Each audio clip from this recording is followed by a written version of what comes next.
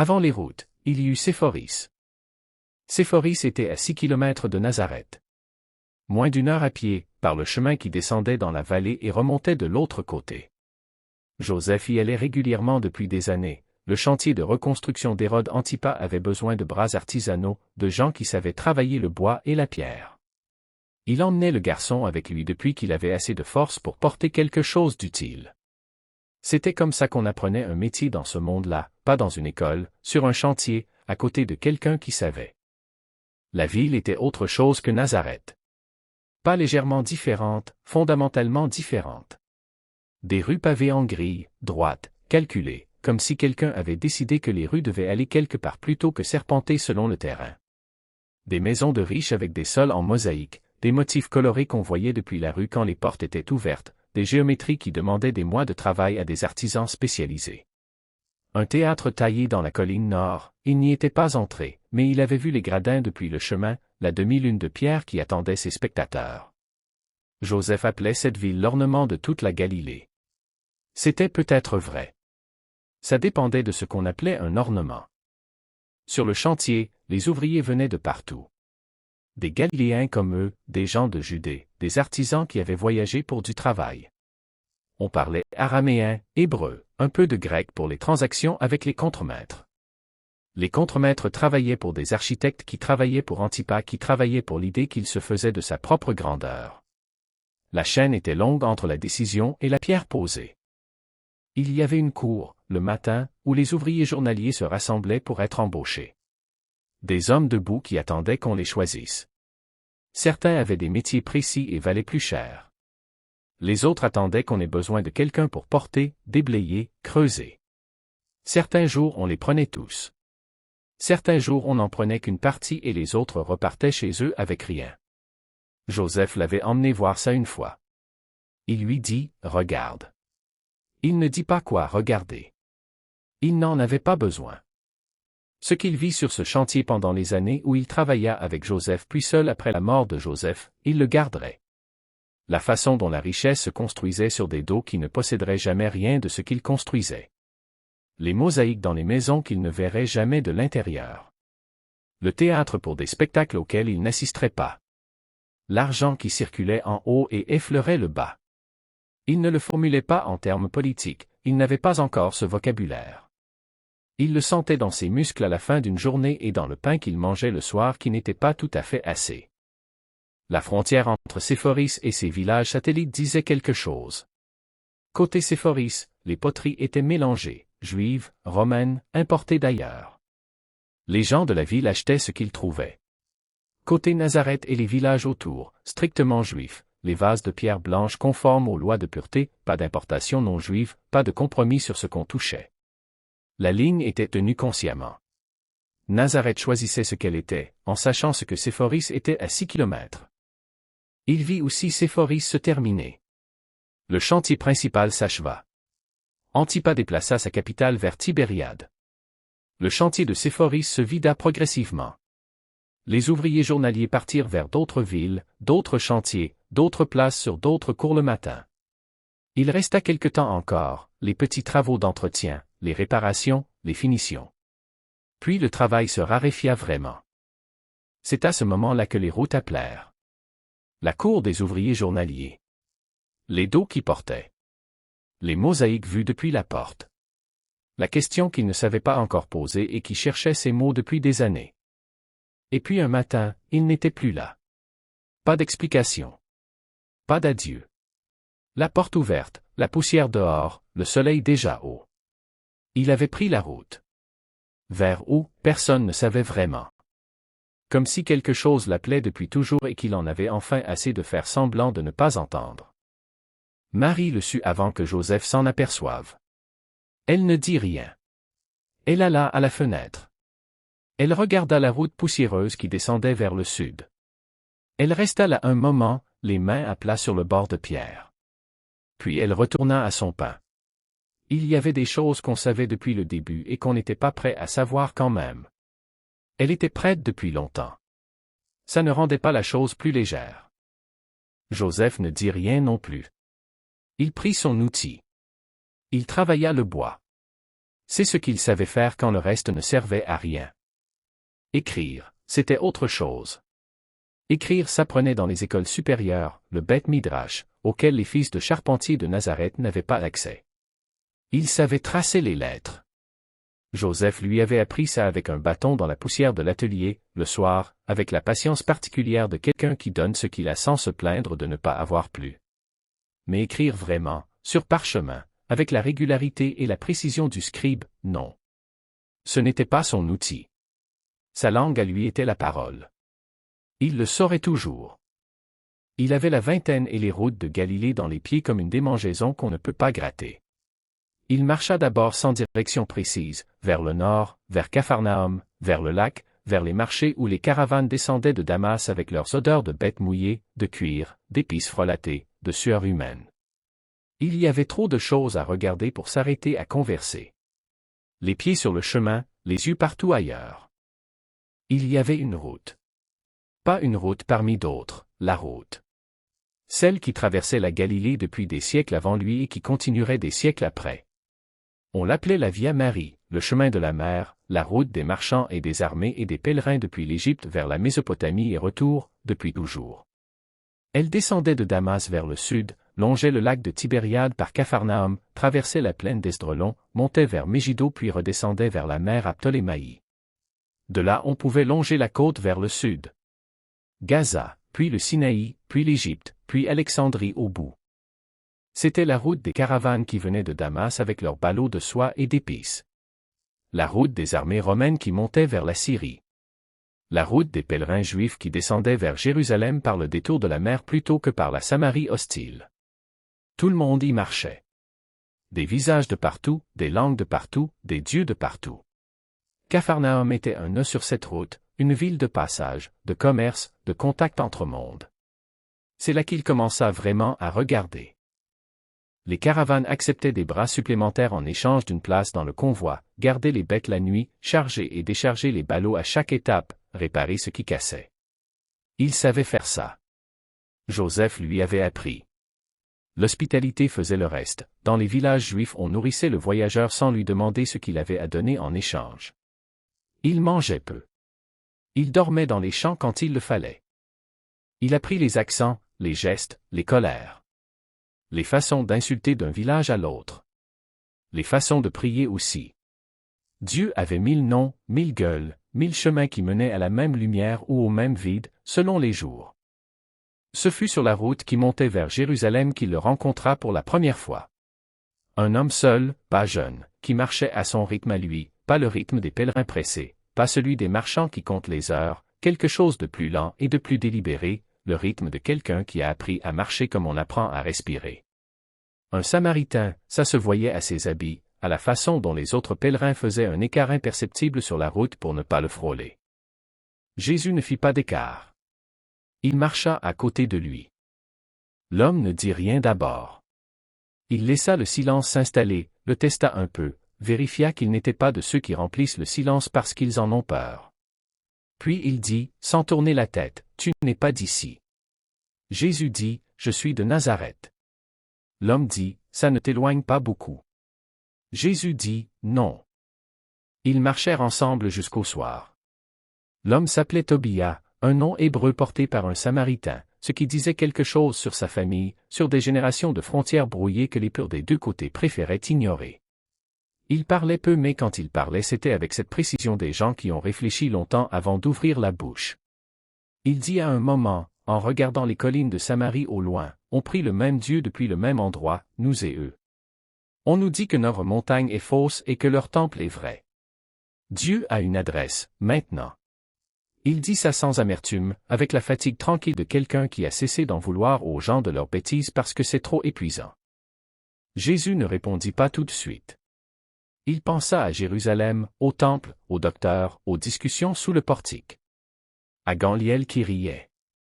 À Shimon qui rangeait ses tablettes. Il dit, finalement, peut-être que l'adresse est moins importante que la direction. Tu aimeras l'étranger comme toi-même, car vous avez été étranger en Égypte. Le vieux maître lui avait fait répéter ça à 7 ans jusqu'à ce que les mots rentrent dans les doigts. Il était là maintenant, à côté de cet homme que tout le monde évitait sur la route, et les mots étaient vrais d'une façon qu'ils n'avaient pas été à 7 ans. Tobia le regarda. Un long regard. Il dit, « Tu as quel âge? » Jésus dit, « 20 ans. » Tobia hocha la tête. Il ne dit plus rien jusqu'au campement du soir. Ils se séparèrent le lendemain matin sans cérémonie. Tobia prit le chemin de Samarie. Jésus continua vers le sud. Mais quelque chose resta, la façon dont cet homme portait sa marginalité, pas comme une blessure mais comme une connaissance. Quelque chose qu'on ne pouvait pas apprendre dans les écoles. Les marchands grecs, il les trouva à Capharnaüm, au bord du lac. Ils venaient d'Antioche avec des ballots de tissu et des amphores d'huile et une façon d'être dans le monde qui tranchait avec tout ce qu'ils connaissaient, bruyants, expansifs, riant trop fort, dépensant trop, jurant dans une langue qui avait l'air de se réjouir d'elle-même. Il s'approcha de leur feu le soir. Il écouta. Il essaya quelques mots de grec, pas beaucoup, pas bien, mais assez pour faire rire un des marchands, un homme trapu avec une barbe rousse et des yeux verts qui ne s'attendait pas à entendre du grec dans la bouche d'un gamin de Galilée. Il s'appelait Alexandro. Il rit, donc, et quand il eut fini de rire il dit, en araméen cette fois avec un accent épais comme de la boue, « Tu veux apprendre? » Jésus dit, « Oui. » Alexandro dit, « Pourquoi? » Jésus dit, « Parce que le grec pense autrement. » Alexandro le regarda un moment. Il dit, « Tu as raison. C'est rare que tu aies raison à ton âge. » Il lui apprit les bases pendant 3 soirs de campement au bord du lac, pas la grammaire, les mots. Les mots qui n'ont pas d'équivalent en araméen. Logo. Pneuma. Kéro, le temps juste, le moment précis, pas le temps qui passe mais le temps qui arrive. Logo. Au commencement Dieu créa. Et comment créa-t-il? En disant. Que la lumière soit. 10 fois Dieu dit dans le premier chapitre. La création par la parole. Le logo était déjà là, en hébreu, depuis le commencement. Pneuma. Le souffle qui planait sur les eaux avant la création. Le souffle dans les narines du premier homme. Les Grecs l'appelaient pneuma. Sa langue l'appelait rua. 2 mots. Une seule chose. Alexandro repartit vers le nord après la 3e nuit. Il fit un geste de la main depuis sa barque, un geste qui ne voulait rien dire de particulier et qui voulait dire bonne chance dans toutes les langues. Jésus resta sur la berge jusqu'à ce que la barque disparaisse derrière la pointe. Puis il reprit la route. Il apprit à dormir dehors sans en souffrir. À trouver l'eau sans carte. À lire le ciel la nuit, les étoiles qui bougent et celles qui ne bougent pas. À sentir dans l'air le changement de temps avant qu'il arrive. À faire du feu avec peu. À manger peu sans en être affaibli. Il apprit aussi à se taire. C'était plus difficile que tout le reste. Dans les premières années il couvrit la Galilée en tous sens. Les bords du lac, les collines de Nazareth, la plaine d'Esdraelon, les routes vers Ptolémaïe sur la mer. Il vit la mer pour la première fois, la Méditerranée, pas le lac de Tibériade, la vraie mer, sans bord visible, sans fin, cette chose bleue et immense qui respirait à un rythme différent de tout ce qu'il connaissait. Il resta assis devant pendant 1 heure sans bouger. Quelque chose dans sa poitrine correspondait à quelque chose dans cette immensité sans qu'il puisse dire quoi. Il ne chercha pas à le dire. Ces années-là, il n'était personne. Un gamin de Galilée qui marche, qui pose des questions, qui dort dans les champs, qui gagne ses repas avec ses mains. Les gens lui donnaient à manger parce qu'il était maigre et poli et qu'il regardait les gens d'une façon qui leur donnait envie de lui donner quelque chose. Quelques années plus tard il prit le chemin du sud. La route qui descend vers la mer morte, vers ces eaux grasses et lourdes qui ne laissent rien couler, qui gardent tout, sel, os, secret. Les falaises brûlées. Les grottes. Les hommes en blanc. Qumran. Il vit les bâtiments de loin d'abord, des constructions basses dans le désert, presque la même couleur que les falaises, comme si on avait voulu que ça ne se voit pas trop de la route. Puis les hommes qui travaillaient en silence dans la chaleur du milieu de journée, des gestes précis, économiques, la façon de bouger de gens qui ont éliminé tout ce qui n'est pas nécessaire. Un homme s'approcha. Pas vieux, pas jeune, avec des yeux qui évaluaient sans juger, la distinction était réelle, il le sentit immédiatement. Il dit, « Tu viens d'où? » Jésus dit, « De Galilée. » L'homme dit, « Tu cherches quelque chose? » Jésus dit, oui. L'homme dit, quoi? Jésus dit, je ne sais pas encore. L'homme hocha la tête. Il dit, ça peut suffire comme réponse. Il s'appelait Eliashib, un nom ancien, de ceux qu'on trouve dans les livres du retour d'exil, les noms des gens qui reconstruisent ce qui a été détruit. La communauté fonctionnait par le travail, tout le monde travaillait, les novices autant que les anciens, chacun selon ses capacités. Il travailla le bois d'abord, puis la copie des rouleaux, qu'on lui enseigna avec la patience méticuleuse des gens qui savent que les textes ne survivent que par la régularité du geste qui les reproduit. Il apprit à tenir le calame, à régler la pression, à former les lettres avec la régularité du scribe. Il se croyait le reste fidèle. Le vrai Israël. Eliashib le dit sans détour, pas avec de la fierté mais avec la conviction tranquille des gens qui ont réfléchi longtemps à leur position et qui n'en bougent plus, les autres avaient trahi. Les Sadducéens d'abord, les prêtres du temple, les familles sacerdotales qui avaient fait leur paix avec Rome et avec l'argent, qui géraient le temple comme un commerce et leur autorité comme un capital. Ils ne croyaient pas à la résurrection, ils ne reconnaissaient pas les prophètes, ils tenaient à la Torah écrite et seulement à elle parce que la Torah écrite, dans leur lecture, confirmait leur pouvoir. Des gens qui avaient transformé la maison de Dieu en instrument de leur propre conservation. Eliashib disait ça sans hausser le ton, il n'avait plus de colère contre les Sadducéens, juste le constat froid de quelqu'un qui a cessé d'être surpris par la corruption des puissants. Les pharisiens ensuite, et là Eliashib avait plus de mal à garder le ton froid, parce qu'il avait espéré quelque chose des pharisiens. Il lisait les prophètes. Il croyait à la résurrection. Il voulait étendre la loi à la vie quotidienne de tous les Juifs, pas seulement aux prêtres. Mais la façon dont il le faisait, l'interminable entassement des interprétations, la tradition orale qui s'ajoutait à la tradition orale, les clôtures autour de la loi et les clôtures autour des clôtures jusqu'à ce qu'on ne voit plus le texte original sous l'édifice. Ils avaient chargé le peuple d'un fardeau que le texte n'imposait pas. Et ils tiraient leur autorité de cet édifice qu'ils avaient construit eux-mêmes. Eliashib dit, d'une voix égale, ils ont pris les clés et ils n'entrent pas eux-mêmes et ils empêchent les autres d'entrer. Eux, ici, à Qumran, ils avaient quitté tout ça. Ils s'étaient retirés dans le désert comme le peuple s'était retiré au désert avec Moïse. Ils gardaient le texte pur, les règles strictes de pureté qui permettaient de rester du côté de Dieu plutôt que du côté du monde souillé. Ils attendaient. La fin approchait, le grand combat entre les fils de lumière et les fils de ténèbres, et dans ce combat les fils de lumière vaincraient parce qu'ils avaient gardé l'alliance quand les autres l'avaient rompue. Le jeûne que je veux c'est ceci, dénouer les liens de la méchanceté, partager ton pain avec celui qui a faim, introduire chez toi les pauvres sans abri. Pas de la pureté rituelle, autre chose. Les hommes en blanc lisaient les textes. Ils ne lisaient pas tout ce qu'ils contenaient. Il ne le dit pas à Eliashib. Il pria, se tut, copia les rouleaux. Mais quelque chose ne passa pas. Pas dans lui, dans eux. Il le sentit au bout de quelques semaines.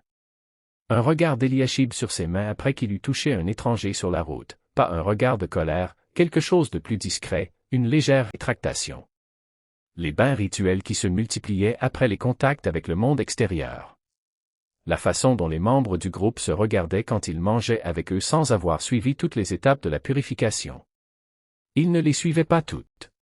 Pas par négligence, parce qu'ils ne voyaient pas pourquoi un homme propre devrait se laver cette fois pour manger du pain. Eliashib finit par lui parler. Pas durement, avec cette précision tranquille qu'il avait dans tout. Il dit, tu ne peux pas être des nôtres. Il dit ça clairement, pas comme une condamnation, comme un constat. Tu poses les bonnes questions. Tu connais les textes. Tu pries avec sincérité. Mais tu ne gardes pas les frontières.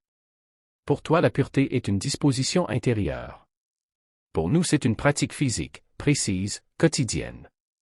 Sans elle il n'y a pas de communauté. Les frontières tenues protègent quelque chose, le reste fidèle, celui qui n'a pas cédé. Si on les relâche, on devient comme les autres. Il dit, je ne crois pas que tu sois quelqu'un qui cède. Mais je ne crois pas non plus que tu sois quelqu'un qui tient les frontières. Ces deux choses ensemble, ça ne peut pas être chez nous. Jésus dit, et ceux qui sont dehors? Eliashib dit, ils sont dehors. Jésus dit, et ils y restent? Eliashib dit, la porte est ouverte à qui veut purifier sa vie. Jésus dit, mais pas à qui vient tel qu'il est. Eliashib dit, tel qu'il est, non. Tel qu'il peut devenir s'il choisit la voie de pureté, oui. La différence est importante. Jésus ne répondit pas. Il pensa aux bergers sur les routes, aux femmes des tavernes, aux ouvriers journaliers dans la cour de Séphoris. Ces gens-là ne choisiraient pas la voie de pureté. Pas parce qu'ils n'en voulaient pas mais parce qu'elle leur était inaccessible, le temps, les ressources, la façon dont la vie dans le monde les avait façonnés. Eliashib voulait les sauver d'une certaine façon. D'une façon qui ne pouvait pas les atteindre. Il resta. On le laissa rester, on ne le chassa pas, on le toléra, comme on tolère quelqu'un qu'on respecte sans pouvoir le compter parmi les siens. Il copiait les rouleaux. Il priait. Il se taisait. Et il savait de plus en plus clairement que ce n'était pas là. Il resta des mois. Il pria. Il jeûna jusqu'à voir des étoiles en plein jour. Il se tut, lui qui avait toujours des questions plein la bouche, il apprit le silence. C'est utile le silence. Ça creuse. Le 4e jour Eliashib vint s'asseoir à côté de lui pendant l'heure de lecture libre. Il dit, sans préambule, tu connais déjà certains de ces textes. Jésus dit, oui. Eliashib dit, qui te les a appris? Jésus dit, les routes. Eliashib le regarda de côté. Il dit, les routes n'enseignent pas les textes. Jésus dit, non. Mais elles enseignent ce que les textes cherchent à dire. Ce qui n'est pas la même chose. Mais les murs le pesaient. Pas les murs physiques, les murs de la pureté. Qui mérite et qui ne mérite pas. Qui est dedans et qui est dehors. Il connaissait des bergers galiléens, des femmes de mauvaise réputation sur les routes de Jéricho, des soldats ivres dans les tavernes de Capharnaüm qui valaient 10 fois ces hommes en blanc dans leur forteresse de sable. C'est là qu'il le rencontra. Il arrivait du désert, on sentait le désert sur lui avant de le voir, quelque chose dans l'air autour de lui qui précédait sa présence physique. Grand, maigre, avec une façon de se tenir qui occupait plus d'espace que sa silhouette réelle. Des yeux qui avaient regardé trop loin trop longtemps et qui ne savaient plus tout à fait revenir à la distance ordinaire. Il s'appelait Jean. Jean que les gens du lac appelleraient plus tard le Baptiste, Jean le sauvage, Jean qui sentait la fin du monde et qui la criait sans s'excuser. Ils se regardèrent. Ce fut suffisant. Ils parlèrent des nuits entières, assis contre la falaise, loin des autres, dans le froid du désert qui descend vite quand le soleil a disparu. Jean criait comme « que le droit coule comme de l'eau, la justice comme un torrent qui ne tarit pas, la colère juste. Le jugement qui vient. Et après le jugement? Consolez, consolez mon peuple. Parlez au cœur de Jérusalem, criez-lui que son service est accompli.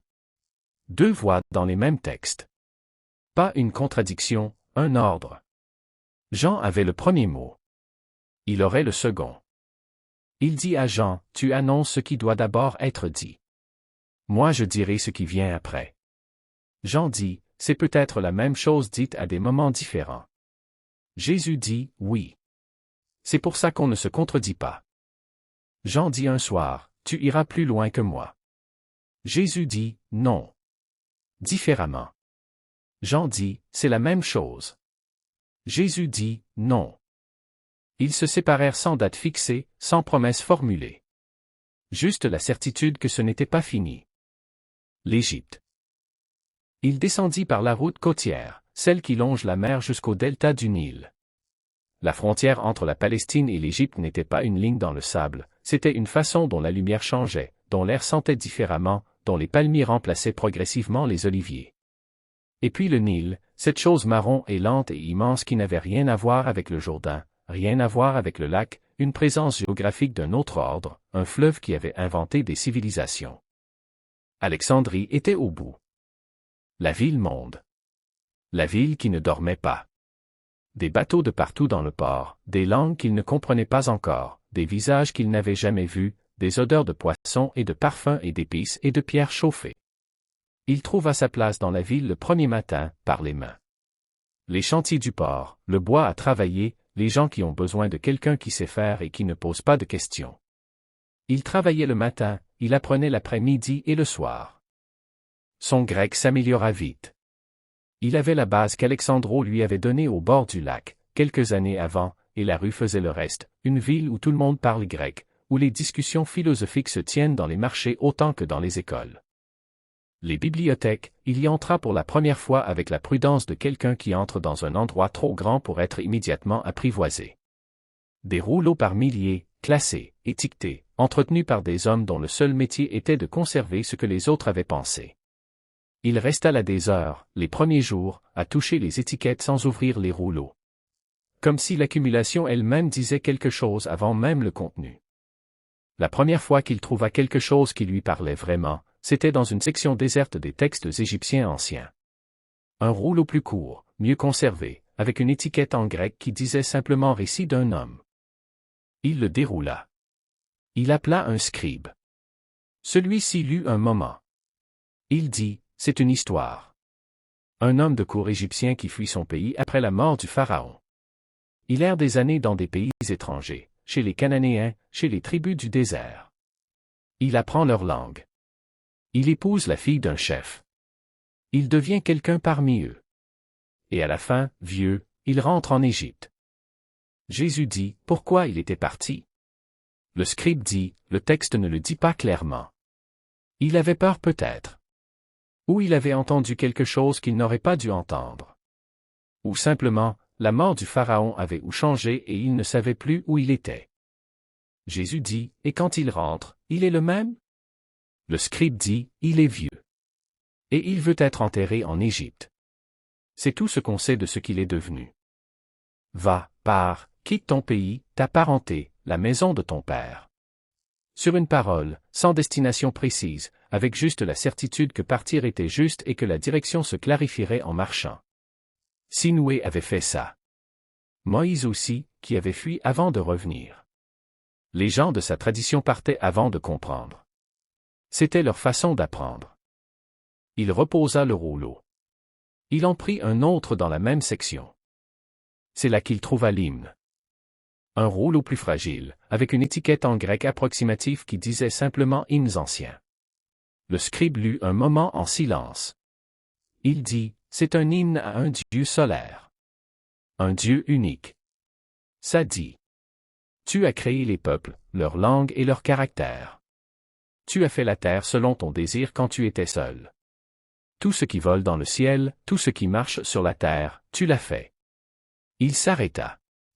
Il dit, c'est une théologie étrange pour les Égyptiens. Ils ont des dizaines de dieux d'habitude. Jésus dit, qui a écrit ça?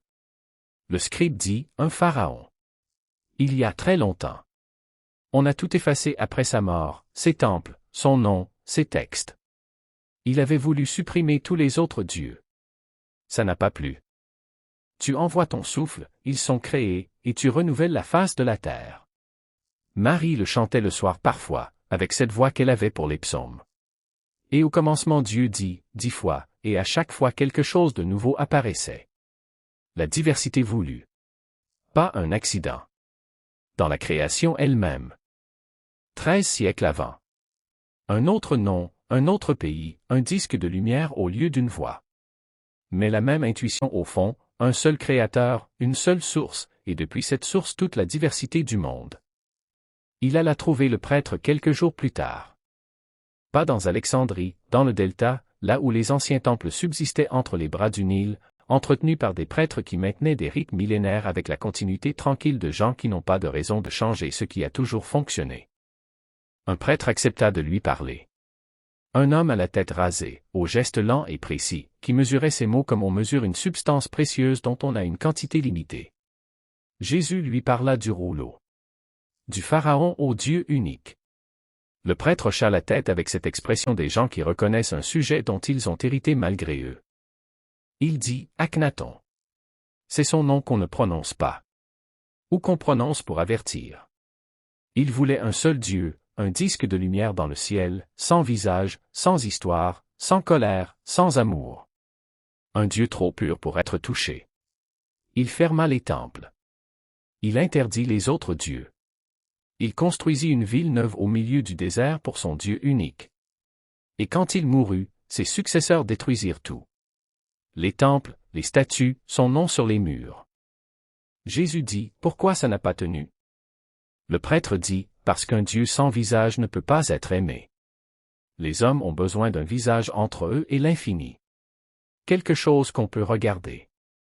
quelque chose qui vous regarde en retour. Un disque de lumière dans le ciel, ça éclaire, ça chauffe, ça fait pousser les plantes. Mais ça ne vous regarde pas. Ça ne sait pas que vous existez. Jésus dit, et Akhenaton lui-même, quel était son lien avec ce Dieu? Le prêtre dit, il se disait fils d'Aton. Pas au sens où un homme est fils d'un autre homme, au sens où il était le seul par qui Aton se révélait au monde. L'intermédiaire. Le canal. Aton ne parlait qu'à travers lui. Les autres hommes ne pouvaient atteindre le Dieu qu'en passant par le Pharaon. Sans lui, Aton était inaccessible. Jésus dit, et lui, le Fils, il souffrait. Le prêtre dit, il régnait. Les fils des dieux régnaient. Ils n'avaient pas à souffrir, c'était précisément leur distinction. La souffrance était pour les autres. Jésus dit, doucement, presque pour lui-même, alors il n'atteignait pas les autres non plus. Le prêtre le regarda. Il dit, que veux-tu dire? Jésus dit, si le Fils du Dieu ne souffre pas, il est du côté du Dieu, pas du côté des hommes. Il transmet la lumière d'en haut vers le bas. Mais il ne descend pas. Il ne touche pas le bas. Le prêtre dit, pourquoi descendrait-il? Il était méprisé, abandonné des hommes, homme de douleur, familier de la souffrance. Pas un roi qui transmet la lumière de loin. Un serviteur qui prend la souffrance sur lui. Qui descend dedans. Cette figure était dans les textes depuis des siècles, attendant peut-être quelqu'un qui la vivrait plutôt que de la lire. Il laissa la question du prêtre dans l'air sans la toucher. Il repartit vers Alexandrie dans la lumière du soir. Le Nil à côté de lui, marron et lent. Les ibis dans les roseaux. Le ciel qui virait à l'orange puis au rouge puis à ce bleu profond qui précède la nuit en Égypte et qu'il n'avait pas vu ailleurs. C'est dans une synagogue du quartier juif qu'il le trouva. Un vieillard assis seul après l'office, qui relisait un texte à voix très basse, les lèvres qui bougeaient à peine. Un texte en grec et en hébreu en parallèle, 2 colonnes, 2 langues pour la même chose, pour voir si la même chose tenait dans les deux. Jésus s'assit à distance. L'homme leva les yeux. Il le regarda sans étonnement. Il dit, tu lis le grec. Jésus dit, je commence à lire, je parle depuis quelques années. L'homme dit, quel texte tu veux lire? Jésus dit, celui que vous lisez. L'homme dit, tu connais Philon? Jésus dit, non. L'homme dit, c'est dommage. Et puis, c'est une chance. Il s'appelait Ezra. Il avait passé sa vie à lire Philon, à le commenter, à l'enseigner. Ses mains tremblaient légèrement quand il tenait les rouleaux. Il n'y faisait pas attention. Ils se retrouvèrent chaque soir pendant plusieurs semaines. Ezra lisait à voix haute, lentement, en expliquant le grec difficile quand Jésus butait sur un mot, ce qui arrivait souvent au début, moins souvent après, plus du tout à la fin. Le logo comme principe divin. La parole qui sous-tend tout, qui précède tout. La lumière intérieure.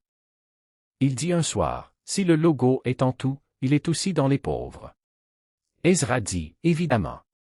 Jésus dit, alors pourquoi on ne les regarde pas comme si c'était le cas? Ezra posa son rouleau. Il dit, c'est la question la plus difficile que tu m'aies posée. Es-tu à quel âge? Jésus dit, une 20aine d'années. Ezra dit, c'est pareil. Puis il dit ce que le prêtre lui avait dit sur Akhenaton, sur le Fils qui règne sans descendre. Ezra écouta. Il dit, Philon a pensé à ça toute sa vie aussi. Le logo, la parole divine, l'instrument de la création, le Fils premier-né de Dieu. Il dit exactement ça, Fils de Dieu. Ni incréé comme Dieu, ni créé comme nous. Entre les deux. L'intermédiaire parfait. Jésus dit, et il descend? Ezra dit, il ordonne. Il révèle. Il illumine. Il lut à voix basse, en grec, puis traduisit, le logo est comme un lien qui tient ensemble toutes choses, et par sa propre nature il ne laisse aucune partie de l'univers sans lien. Il posa le rouleau. Il dit, il tient ensemble. Il ne descend pas dans les parties. Jésus dit, alors c'est la même chose qu'Akhenaton. Ezra dit, c'est une façon brutale de le dire. Jésus dit, est-ce que c'est faux? Ezra ne répondit pas tout de suite. Il dit finalement, le logo de Philon ne souffre pas avec elle. Il les contient. Ce n'est pas la même chose. Jésus dit ensuite, au commencement de son œuvre elle fut créée, jouant devant lui en tout temps, jouant sur la surface de la terre, et ses délices étaient avec les fils des hommes. La sagesse qui joue avec les hommes. Qui cherche à être avec eux? Pas qui les contient de loin. Ezra dit, lentement, je connais ce texte. Jésus dit, et celle qui cherche un lieu de repos. Elle veut s'établir quelque part. Dans quelqu'un peut-être.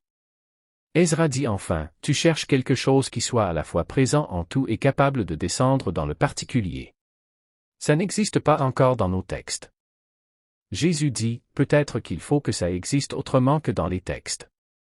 Ezra le regarda très longtemps. Il dit, d'une voix plus basse, garde ça. Et quand le moment vient, ne le retiens pas.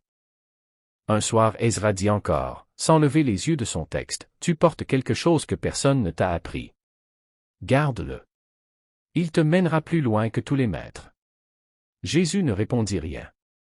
Il n'en avait pas besoin. Ils lurent en silence jusqu'à la nuit. Vers l'est. Il repartit un matin, comme il avait toujours fait. Ezra le sut avant qu'il parte. Il dit simplement, tu reviendras par le nord. Jésus dit, peut-être. Ezra dit, non. Certainement. Il y a quelque chose qui t'attend là-bas. Jésus dit, comment vous savez? Ezra dit, parce que tout ce que tu cherches est là-bas. Et tu ne le sais pas encore. Les caravanes vers l'est. Les routes que les marchands de soie avaient tracées depuis des siècles. Il voyageait avec elles, portant, réparant, utile de ses mains comme il l'avait toujours été. Ce n'était plus une nécessité économique depuis longtemps. C'était une façon d'être dans le monde, présent là où il était, concret, les pieds sur la route. La Babylonie d'abord, les plaines entre les deux fleuves, les villes immenses et plates sous un ciel immense et plat.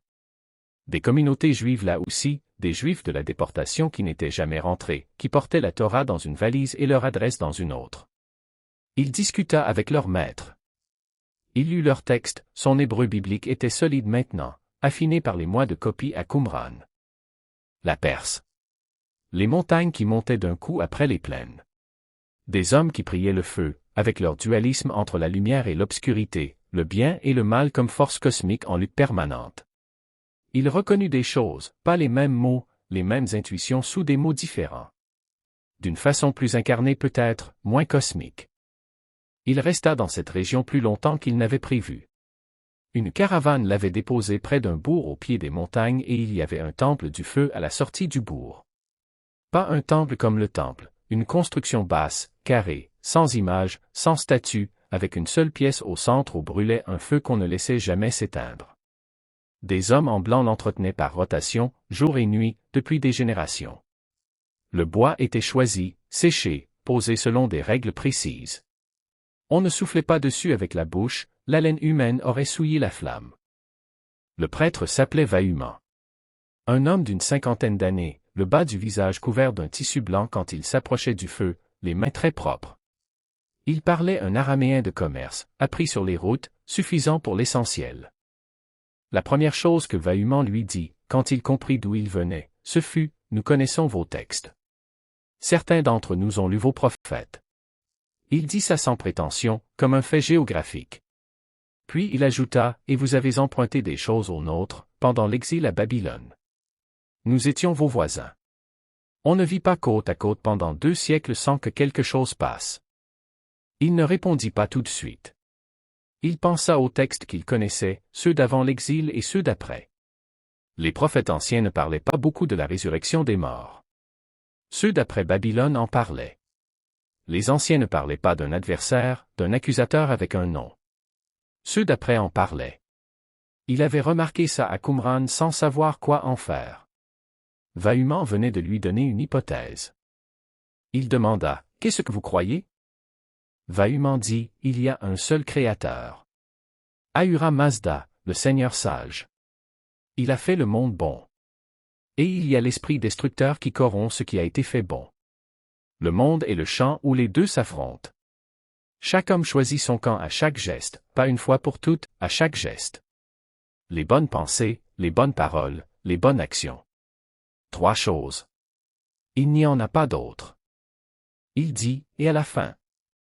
Vaillamment dit, à la fin le bien gagne. Le mensonge est détruit. Les morts se relèvent, tous, les justes et les injustes. Il y a un jugement. Un fleuve de métal en fusion qui coule sur le monde, pour les justes il sera comme du lait tiède, pour les autres il sera ce qu'il est. Et après ça le monde est refait neuf. Rien de ce qui a été bon n'est perdu. Il resta silencieux longtemps. Vaillamment ne le pressa pas. Les prêtres du feu avaient l'habitude des silences, ils passaient leur nuit devant une flamme. Puis il dit, qui gagne ce combat? Vaillamment dit, quelqu'un viendra. Nous l'appelons le Saoshyant, celui qui apporte le bénéfice. Il naîtra d'une femme. Il achèvera ce qui a été commencé. Il relèvera les morts et le monde sera fait neuf par lui. Il regarda le feu. Il ne dit rien. Vaillamment le regarda regarder le feu. Puis Vaillamment dit, et c'était presque de la lassitude dans sa voix, nous attendons depuis longtemps. Vous aussi, non? Il dit, oui. Vaillamment dit, c'est peut-être la même attente. Ou peut-être pas. On ne le saura qu'après. Il resta encore quelques jours. Il regarda les rotations des prêtres devant le feu, les gestes précis, le bois posé sans bruit. Il vit quelque chose qui le troubla, une religion entière construite autour d'une flamme qu'il ne fallait pas laisser mourir. Des hommes qui se relayaient depuis des siècles pour que quelque chose continue de brûler. Il pensa à la lampe du temple. Il pensa qu'il y avait quelque chose de commun là-dedans, quelque chose de très ancien et de très humain, l'idée qu'il faut veiller sur ce qui est clair, parce que sans veille ça s'éteint. Il partit un matin avant l'aube, pendant la rotation de nuit. Vaillamment était de garde. Il leva une main. Il ne dit rien. On ne parle pas fort près du feu. Il se souvint de ce que Marie lui avait raconté une fois, des hommes venus de l'Est, après sa naissance, qui avaient suivi quelque chose dans le ciel. Elle n'avait jamais su qui ils étaient exactement. Maintenant il savait. Ils venaient d'ici. Ils lisaient les astres parce que c'est ce qu'on faisait ici, et parce qu'ils attendaient quelqu'un. Puis les contreforts de l'Inde, là où les sources se taisent et où les légendes prennent le relais. Il les trouva au bord d'un fleuve. Pas un grand fleuve, un de ces cours d'eau des contreforts qui descendent des montagnes avec une urgence de neige fondue, transparent, froid même en pleine chaleur, qui font un bruit continu sur les pierres comme une pensée qu'on ne peut pas arrêter. Des hommes assis sur les berges ou debout dans l'eau jusqu'aux chevilles, immobiles, avec cette façon d'occuper l'espace sans le remplir. Un homme était assis seul sous un arbre, légèrement à l'écart des autres. Pas plus vieux que les autres en apparence. Mais quelque chose dans sa façon de se tenir, une immobilité qui n'était pas de la rigidité, une présence qui ne cherchait rien, qui n'attendait rien, qui était simplement là avec la solidité d'un arbre dans le sol. Jésus s'approcha. Il s'assit à distance raisonnable. L'homme ne dit rien. Jésus ne dit rien. Ils restèrent ainsi un long moment, le bruit du fleuve, les oiseaux dans les arbres au-dessus, la lumière qui filtrait et bougeait. Ce fut l'homme qui parla en premier. En grec, un grec lent, cherché, celui de quelqu'un qui a appris la langue par nécessité. Il dit, tu viens de loin. Jésus dit, oui. L'homme dit, tu cherches quelque chose. Jésus dit, oui. L'homme dit, quoi? Jésus dit, je ne suis pas sûr de pouvoir le nommer encore. L'homme dit, c'est une bonne réponse. Il s'appelait Devadatta. Les premières semaines furent des semaines de silence et d'observation. Jésus vécut avec le groupe, ils l'acceptèrent sans cérémonie, sans question sur ses origines ou ses croyances. Il mangea ce qu'il mangeait, dormit où il dormait. Il observa leurs pratiques, les méditations longues au lever du soleil, les heures d'immobilité complète, les chants en pali qu'il ne comprenait pas mais dont le rythme s'installa progressivement dans sa respiration. Un matin, après la méditation du lever du soleil, Devadatta vint s'asseoir à côté de lui. Il dit, sans préambule, quelle est selon toi la nature de la souffrance? Jésus dit, dans ma tradition, la souffrance est une conséquence du péché, de l'éloignement de Dieu, de l'injustice des hommes entre eux. Elle a une cause morale. Elle pointe vers quelque chose qui devrait être autrement. Devadatta dit, et si elle n'avait pas de cause morale? Il s'arrêta. Il laissa ça. Puis il dit, la souffrance est inhérente à la condition de ce qui existe. Tout ce qui n'est vieillit. Tout ce qui grandit dépérit. Tout ce qu'on aime disparaît. Ce n'est pas une punition. C'est la nature des choses composées, tout ce qui est assemblé se désassemble. La souffrance vient de ne pas voir ça clairement. Jésus dit, et alors qu'est-ce qu'on fait? Devadatta dit, on la voit. Clairement. Sans s'y accrocher et sans la fuir. On regarde la souffrance comme on regarde le fleuve, elle coule, on ne l'arrête pas, on ne court pas devant pour ne pas la voir. Et en la voyant clairement on cesse d'en être le prisonnier. Jésus dit, et ceux qui souffrent maintenant? On les regarde clairement aussi? Devadatta dit, oui. Voir clairement la souffrance de l'autre, c'est le premier acte de la compassion. Jésus dit, et après la vision claire? Devadatta dit, on reste avec eux. Jésus dit, non. On les rejoint. Devadatta le regarda. La distinction était réelle et il la sentit. Rester avec, regarder clairement depuis sa rive. Rejoindre, descendre dans le fleuve avec eux. Il dit, après un silence, tu vois une différence. Jésus dit, oui. Une différence importante. L'échange sur le détachement vint plusieurs jours plus tard. Devadatta lui expliquait le non-attachement, pas l'indifférence, il y tenait, la distinction était fondamentale. L'indifférence est l'absence de contact. Le non-attachement est le contact sans la saisie, toucher sans tenir, aimer sans posséder, être avec sans vouloir que ça reste. Jésus dit, et les gens qu'on aime? Devadatta dit, l'attachement aux personnes est la source de la souffrance la plus profonde. Pas parce que les personnes ne valent pas d'être aimées. Parce qu'elles changent, parce qu'elles partent, parce qu'elles meurent. Le non-attachement libère l'amour de cette souffrance-là. Jésus dit, tu appelles ça de l'amour encore? Devadatta dit, de la compassion. Plus vaste que l'amour. L'amour s'attache à des personnes particulières. La compassion s'étend à tous les êtres sans distinction. Elle ne choisit pas. Elle ne préfère pas. Jésus dit, un amour qui ne préfère pas, est-ce que c'est encore de l'amour? Ou c'est de la bienveillance universelle? Devadatta dit, la bienveillance universelle est plus haute que l'amour particulier. Jésus dit, ou moins précis. L'amour particulier voit le visage. Il sait le nom. Il connaît ce qui fait mal à cette personne-là et pas à une autre. La compassion universelle voit la souffrance. Elle ne voit pas toujours le visage. Devadatta dit, et tu crois qu'il faut voir le visage? Jésus dit, je crois qu'on ne peut pas rejoindre quelqu'un sans voir son visage. Il marcha plusieurs jours après avoir quitté Devadatta et le fleuve. Un homme était assis devant une maison basse, à l'ombre d'un auvent, entouré de plusieurs jeunes gens qui l'écoutaient. Vieux, très vieux, avec cette façon qu'ont les très vieux de tenir dans l'espace avec une légèreté que les jeunes n'ont pas encore. Comme si les décennies avaient éliminé tout ce qui n'était pas essentiel. Jésus s'assit à l'écart et écouta. Il ne comprenait pas la langue. Mais il entendait le rythme. Un des jeunes gens le remarqua. Il dit quelque chose au vieux. Le vieux leva les yeux. Il dit, en grec, un grec fluide, le grec de quelqu'un qui a beaucoup lu, tu viens d'où? Jésus dit, de très loin. De l'ouest. L'homme dit, tu as marché longtemps. Jésus dit, oui. L'homme dit, pourquoi? Jésus dit, pour apprendre. L'homme dit, qu'est-ce que tu sais déjà? Jésus dit, pas assez. L'homme hocha la tête.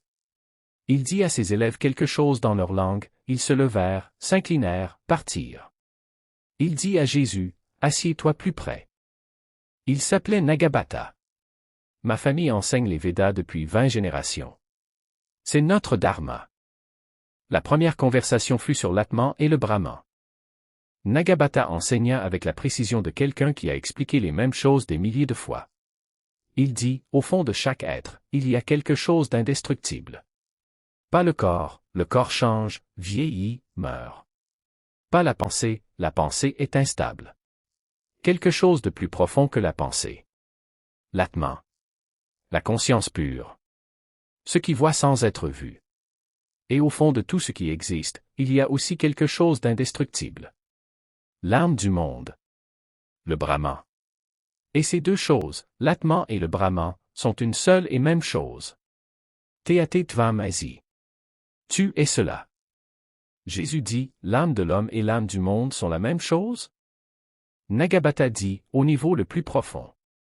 Pas au niveau de la surface, au niveau de la surface on est séparé, distinct, différent. Mais sous la surface, sous les noms et les formes et les différences, il n'y a qu'une seule chose. Une seule conscience qui se regarde depuis des milliards de points de vue différents. Jésus dit, chez nous aussi on dit quelque chose comme ça. Que Dieu est partout, que sa présence remplit tout. Nagabata dit, oui. C'est la même intuition. Exprimée différemment.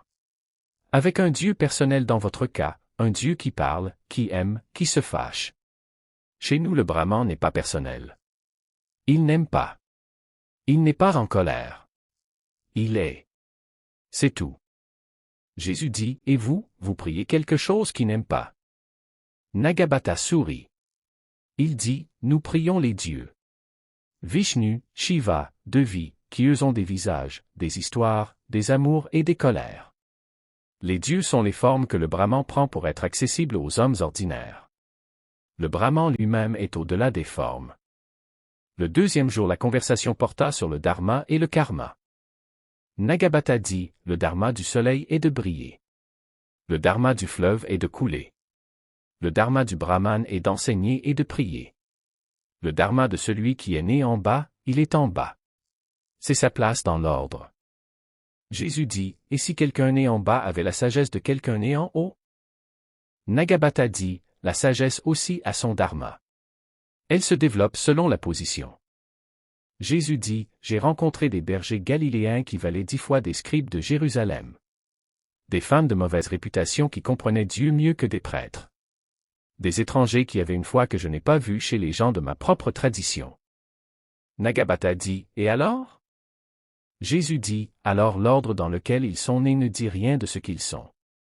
Nagabata dit, il dit d'où ils viennent. Leur karma passé. Leur position dans la progression. Jésus dit, non. Il dit dans quelle famille ils sont nés. C'est différent. Nagabata dit, avec la patience d'un homme qui a eu cette discussion beaucoup de fois, pour nous c'est la même chose. La famille dans laquelle on est exactement celle qu'on mérite selon son karma. Jésus dit, dans le monde tel qu'il devrait être, tel que Dieu le veut, les premiers seront les derniers et les derniers seront les premiers. Les bergers y entrent avant les scribes. Les enfants y entrent avant les sages. Les pauvres y habitent avant les riches. Nagabata dit, tu renverses l'ordre. Jésus dit, je le complète. Il y a un ordre plus profond, et dans cet ordre ce qui compte c'est autre chose que la naissance. L'homme regarde à l'apparence, mais lui regarde au cœur. Et ailleurs. Il ne fait pas exception des personnes. Il rend justice à l'orphelin et à la veuve et il aime l'étranger. Pas de hiérarchie naturelle devant lui. Un Dieu qui regarde au cœur, ce qu'on fait avec ce qu'on a reçu, pas ce qu'on a reçu. Le troisième jour la conversation porta sur la Maya. Nagabata dit, le monde tel qu'on le perçoit, les formes, les couleurs, les distinctions, les séparations entre les choses, est une illusion. Pas au sens où il n'existe pas. Au sens où il n'est pas ce qu'il semble être. La Maya, le voile de l'illusion, fait croire à la séparation là où il n'y a que l'unité. Jésus dit, et si le voile avait une raison d'être? Nagabata dit, il a une raison, permettre l'expérience. La conscience du Brahman se déploie dans la diversité pour s'expérimenter elle-même sous toutes ses formes. Dans la perspective du Brahman, qui est éternel, illimité, au-delà de toute souffrance, la souffrance d'une vie humaine est comme une vague à la surface de l'océan. Réelle pour la vague. Minuscule pour l'océan. Jésus dit, lentement, et l'enfant qui a faim, il est une vague à la surface de l'océan. Nagabata dit, dans la perspective ultime, oui. Jésus dit, je n'ai pas de perspective ultime. J'ai la perspective de l'enfant. Nagabata dit, c'est pour ça que tu souffres avec eux. Jésus dit, oui. Et je ne veux pas une perspective qui m'en éloigne. Aussi vraie soit-elle par ailleurs. Nagabata dit, tu choisis la souffrance de la vague plutôt que la paix de l'océan. Jésus dit, je choisis de rester dans la vague avec ceux qui s'y noient. Nagabata dit, très doucement, sans ironie, c'est un choix courageux. Et douloureux. Jésus dit, oui. Les deux. Le soir du 3e jour, avant de dormir, Nagabata dit, « Tu as pris quelque chose de Devadatta et tu as pris quelque chose de moi.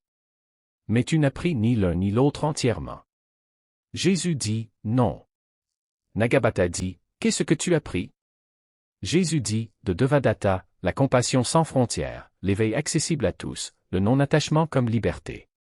De vous, l'atman et le brahman, l'idée que l'âme de l'homme et l'âme du monde sont faites de la même chose. » Nagabata dit, « Et ce que tu n'as pas pris? » Jésus dit, « La roue des vies, je ne crois pas qu'on recommence indéfiniment. La maya comme raison de se distancer de la souffrance, je n'accepte pas cette distance. Le dharma des castes, je ne peux pas accepter que la naissance fixe la valeur d'un être. » Nagabata dit, « Ce que tu refuses n'est pas peu de choses. » Jésus dit, « Je sais. Et ce n'est pas du mépris. C'est de la fidélité à quelque chose que je porte et qui ne me laisse pas aller dans cette direction. » Nagabata dit, « À quoi tu es fidèle? » Jésus réfléchit. Il dit, « À l'idée que chaque visage compte. Chaque visage particulier, singulier, irremplaçable. Je ne peux pas les dissoudre dans l'océan. Je ne veux pas. » Nagabata dit, « C'est une charge très lourde. » Jésus dit, « Oui. » Nagabata dit, « Tu peux la porter? » Jésus dit, après un silence, « Je ne sais pas encore. » Nagabata hocha la tête. Il dit, « Dors. La route demain sera longue. » Il repartit le lendemain matin. Il emporta l'atman et le brahman, l'idée que l'âme humaine et l'âme du monde sont faites de la même chose. Il la garderait. Elle reviendrait plus tard dans des formulations qui lui appartiendraient. « Moi et le Père nous sommes un », dit d'une façon qui n'était ni Nagabata ni Philon ni les Esséniens mais quelque chose qu'il avait construit avec tout ça et avec autre chose encore. Il n'emporta pas la maya. Il n'emporta pas les castes. Il n'emporta pas la roue des vies. Il marcha plusieurs jours après avoir quitté Nagabata sans savoir encore exactement pourquoi il marchait vers le nord plutôt que vers l'est ou vers le sud. La décision n'avait pas été une décision, c'était un mouvement du corps avant que la tête ait fini de réfléchir. Ses pieds prenaient le chemin du nord et il les suivait. Il s'arrêta un soir dans un village de la route caravanière. Il y avait des marchands qui venaient de l'ouest, de Syrie, de Palestine peut-être. Un homme parlait d'un prédicateur au bord du Jourdain, un homme du désert, habillé de peau de chameau, qui criait la fin du monde et le renouveau, et devant qui les gens venaient de partout pour se faire plonger dans l'eau. Jésus dit, « Comment il s'appelle? » Le marchand dit, « Jean. » Jean le Baptiste certains disent. Il ne dit plus rien. Il reprit sa place au bord du feu. Il pensa à la falaise de Qumran, au froid du désert, aux nuits entières à parler avec Jean de la fin et de ce qui vient après. « Tu iras plus loin que moi. » Il avait dit non. Différemment. Jean avait dit c'est la même chose. Il avait dit non encore. Quelque chose brûlait dans sa poitrine depuis des jours, depuis Nagabata, depuis je choisis de rester dans la vague avec ceux qui s'y noient, depuis la dernière nuit avec Ezra. Un feu. Pas une métaphore, un feu vrai, physique, qui brûlait et qui demandait à sortir. C'est dans mon cœur comme un feu dévorant, enfermé dans mes os, je m'épuise à le contenir et je n'y parviens pas. Il avait lu ça aux bêtes se faire à 7 ans et il avait su immédiatement ce que ça voulait dire sans pouvoir expliquer comment il le savait. Il avait appris ce qu'il pouvait apprendre sur les routes. Pas tout, on n'apprend jamais tout. Mais ce qu'il y avait à apprendre de cette façon-là, en recevant, en filtrant, en gardant. La suite ne s'apprenait plus comme ça. La suite se vivait. Se donnait. Se disait aux gens qui attendaient quelque chose sans savoir encore quoi. Il pensa à sa mère. À la route poussiéreuse de Nazareth. À Joseph qui n'était plus là depuis, il ne savait pas exactement depuis quand. Un voyageur le lui avait dit 2 ans avant, quelque part en Perse, les nouvelles mettaient du temps. Joseph était mort. Marie était seule avec les frères. Il n'était pas rentré alors. Il rentrerait maintenant. Il y a un temps pour tout, une saison pour toute activité sous le ciel. Un temps pour chercher et un temps pour trouver. Un temps pour se taire et un temps pour parler. La vision attend encore son temps, si elle tarde, attends-la, car elle viendra sûrement. L'attente qui a une fin. Ça vient. On le reconnaît quand ça arrive. C'était maintenant. Il se leva. Il prit son bagage. Il prit le chemin du nord. Les routes du retour ne ressemblent pas aux routes de l'aller. On les voit différemment. On voit ce qu'on n'avait pas vu à l'aller, les détails négligés parce qu'on regardait devant, les maisons traversées sans s'y arrêter, les gens croisés sans les voir. Il approchait la trentaine. Peut-être plus. Il ne comptait plus exactement. Il traversa des paysages qu'il avait traversés dans l'autre sens. Il reconnut des villages. Il ne s'arrêta nulle part longtemps. Il marchait avec quelque chose en lui qui s'était posé, calmé, centré, décidé. Pas de l'arrogance. De la clarté. La différence entre les deux est immense et les gens la sentent immédiatement même quand ils ne peuvent pas la nommer. Il pensa à Sinoué. Pas par hasard, la structure était la même. Un homme qui part parce que quelque chose a changé et qu'il ne sait plus où il est. Qui erre parmi des étrangers et apprend ce qu'ils savent. Qui garde quelque chose d'essentiel sans savoir qu'il le garde. Et qui rentre. La différence. Sinoué était rentré pour mourir en Égypte. Pour être enterré selon les rites. Lui rentrait pour autre chose. Pas pour finir. Pour commencer. Les oliviers de Galilée apparurent un soir, tordus par le vent comme toujours, argentés dans la lumière basse, avec cette façon d'être là depuis des siècles qui dit quelque chose sur la durée des choses. Il s'arrêta. Il les regarda. Il pensa à Nazareth, à la maison basse, à Marie. Il ne rentra pas à Nazareth. Il alla droit vers le Jourdain.